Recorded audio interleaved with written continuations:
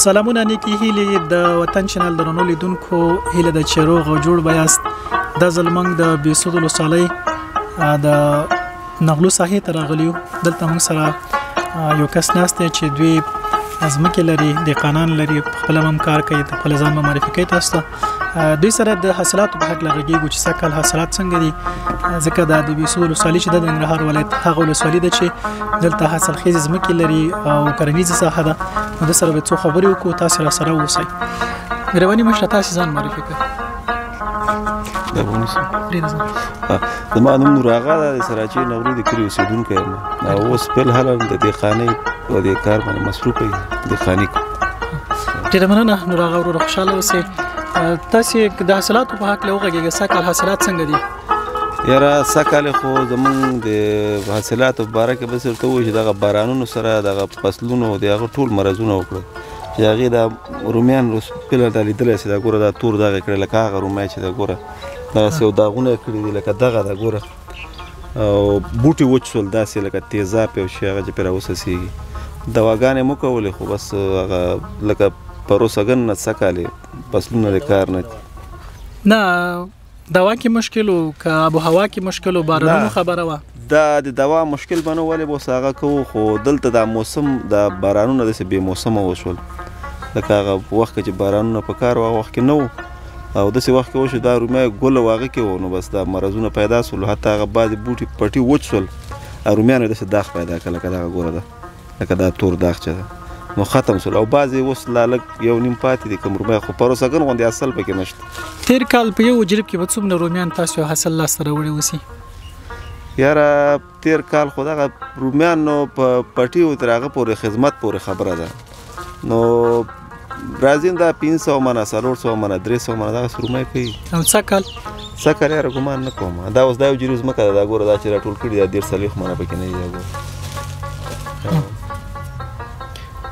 څه غوښتنه لرئ چې باید څه وشي تر څو تاسې ښه لاسته راوړنه ولرئ یاره زه به داسې درته ووایم دغه د وطن ترقي چې ده د وطن اقتصاد چې لوړېږي چې زراعت په هغه ملک په زراعت باندې متکي او وطن پیشرفته دي نو اوس خبره داسې ده موږ د دولت نه یا د مؤسساتو هغو نه دا خواهش ده چې باید د دې زراعت کې هغه دهقانانو ته هغه سهولتونه هغه کوم هغه چې د امتیازونه هغه باید ورکړي چې خپل د عایده روزمره ژوند پرې وچلوي او بل د دې وطن لپاره به هم مالیاتي سیستم لکه اوس دا چې موږ وړو موږ د ښاروالۍ موږ نه پرچه اخلي بېرته هم د حکومت ته هم موږ هغه ورکوو داسې نه کوو چې یاره دا موږ هغه کوو نو موږ غواړو چې حکومت موږ سره مرستې وکړي د تخمونو په باره کې د سرو په باره کې نور دوایانو په هغه کې ځکه دا دواګانې زیاتره اوس حکومت خو الله الحمد هغه ده نو خبره داسې ده چې دغه د بازار په حساب باندې هغه صحیح معیار باندې دوا به نه وي لکه دولتي په چوکاټ کې چې موږ دولتي زراعت ریاست ته ورسو هغه موږ ته د خپل هغه بازار نه ځو هغه سودا کوو راوړو او بس نتیجه بعضې ښه او بعضې خراب مننه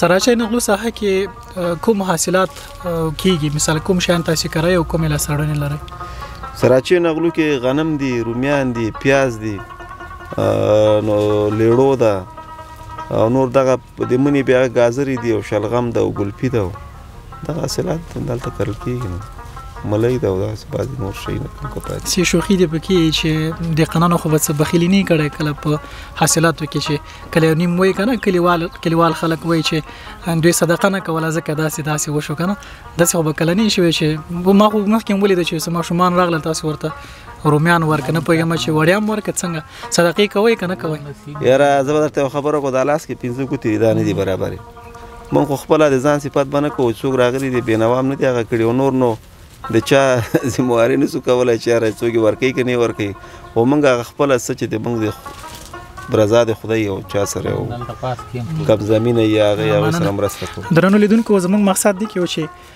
موږ په ساحه کې کوم دهقانان چې دي د کلي ولس کې دوی خلک چې ورته راشي رومیان ته غواړي هغه څومره قیمت هم وي دوی ورته رومیان ورکوي تش لاسې نه لېږي بېرته نو دلته صادقه خلک او صدقه کوونکي خلک دي موږ چې خوشحاله یو نو په دې خاطر مې یو خبره ودونه وکړه چې تر اوسه تاسې هم پوه شئ نو سلامت اوسئ ډېره مننه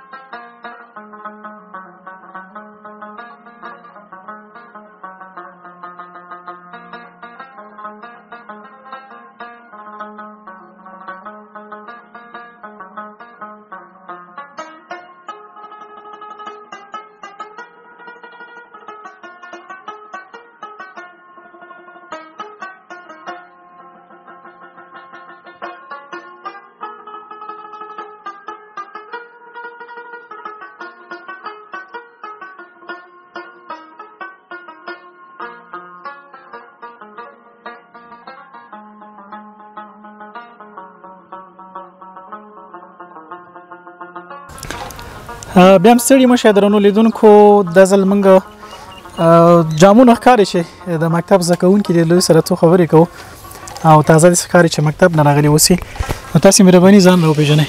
بسم الله الرحمن الرحیم. نوم مې مسعود ده او د پلار نوم یې پیر محمد د سراچې د نغلو د کلي اوسېدونکی یم او په الحال خپلې زده کړې د سرور خان علي لیسې په کې مخ ته وړم.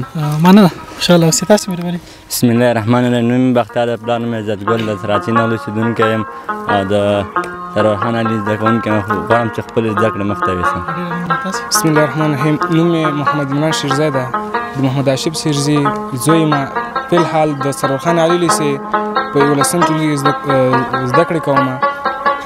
تاسې هم په سرور خان لیسې کې یاست. نوم مبارک. نوم مې زړګی د پلار نوم یې محمد ده، سراچې نغلو اوسېدونکی یم، سرور خان لیسې کې زده کوم. خوشحاله اوسئ. ډېره مننه چې وخت مو راکړ. ښکاري داسې چې مکتب نه راغلي یاست. څه امتحان مو نن د امتحان اوله ورځ وه که نه د کلنۍ ازموینې همداسې ده؟ بالکل. او چې امتحان مو موږ خو عربي او دغه ریاضي و سره بیل. ریاضي د چا هغه ازموینه؟ ریاضي ازموینه زموږ. ښه استاد هم څوک و؟ استاد محمد اکبر و. څنګه وشو چې اول امتحان هم ریاضي وټاکه؟ ځکه ریاضي اکثره ناراضه یې که نه ناخوښه یې. تاسې څنګه خوشحاله یاستې که نه؟ خوشحاله نو درسونه استاد محترم سره خواري کړي، درسونه یې راته ویلي دي، نو استاد خپله هڅه کړې، موږ هم خپله هڅه کوو، لګیا یې. ډېر خوشحاله استاد محترم هم خوشحاله خپله موږ هم یو څه هڅه وکړه. یو څه پوښتنې به د جواب کړي اوسي؟ والا نو یو 15 سواله مې حل کړه. 15 سواله مې ښه اطمیناني حل کړه او نور به استاد ګوري. نو سلامت اوسئ. ښه تاسې کوئ راته چې تاسې مکتب نه چې راځئ بعد وخته څه مصروفیتونه لرئ؟ بیا نو د ځمکه کې د دغه کو د قانی کو خپله بس د فصلونه څه کال بیخي خراب دي زمونږ او هغه نه لرو اساسه د سر یا د یو دوا څه کال بیخي فصلونه غرق دی او تباه دي له هېواد هغه نه کوشش کوو چې غواړو چې موږ فصل ښه راسي خو نه کېږي. بادو څه کال بارانونو څه کال ډېر خراب کوي موږ فصلونه. خوشحاله اوسئ. تاسې هم بعد وخته له والدینو سره کومک کوئ؟ زه خپله د مکتب وخت څخه بعد له خپل پلار سره په دقاني چارو کې کومک کوم او سخت کال زموږ کشت خراب ده، له دولت څخه مو دا خواهش ده چې موږ سره مالي مرستې وکړي. سلامت اوسئ. که تاسې یو پیغام ورکړئ هغو ځوانانو ته چې پلارونه یې چې د دهقاني کوي او دې هسې لوپري کوي، کته بره ګرځي، بېکاره ګرځي که نه، وخت بې ځایه تېروي، نه کوم خاص کار لري نه بل، هغو ته مو څه پیغام دی که هغو ته پیغام ورکړئ؟ زما هغو ځوانانو ته هغو نوجوانانو ته دا پیغام ده چې د خپل پلار سره په کروندو کې پټیانو کې له خپل والدین سره خدمت وکړي. ځینې ځوانان داسې وي چې هغه ګرځي مکتب ته ځي لوفري کوي. یو آینده کې باید داسې ځوان خپل مور خپل پلار سره مرسته وکړي، داسې نه چې دا ځوان همکاري وکړي دا ځوان په نشو روږدي سي. زما دغه ځوانانو ته دغه پیغام دی چې له خپل والدین سره مرسته وکړي. په دهقانۍ کې باید کار وکړي ورسره همکاري وکړي. هغه که هر مسلک وي باید د نوجوانانو سره مرسته وکړي. سلامت اوسئ. مننه خوشحاله اوسئ. سلامت ډېره مننه.